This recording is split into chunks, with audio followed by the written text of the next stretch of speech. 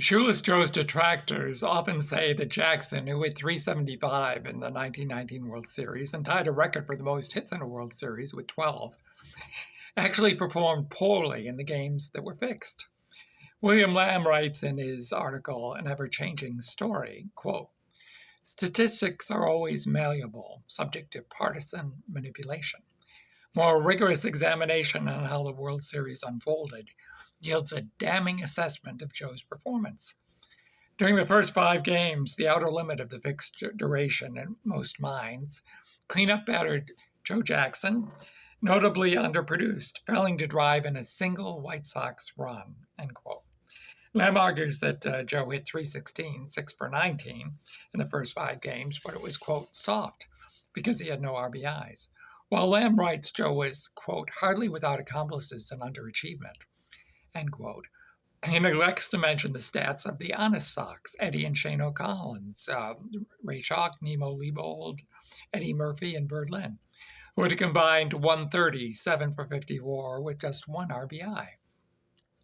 As a team, the White Sox were only credited with 4 RBIs in the first 5 games, 1 by Ray Schalk and the other 3 by fixed ringleader Chick Gandil. I will now proceed to do my own rigorous examination of Joe's performance during the first 5 games. Game 1, Joe went 0 for 4, but did score a run in the second inning, tying the game at 1 at that time. Game 2, Joe went 3 for 4. That's 3 for 8 in the first 2 games, a 375 average. Game 3, Joe went 2 for 3. That's 5 for 7 in 2 consecutive World Series games.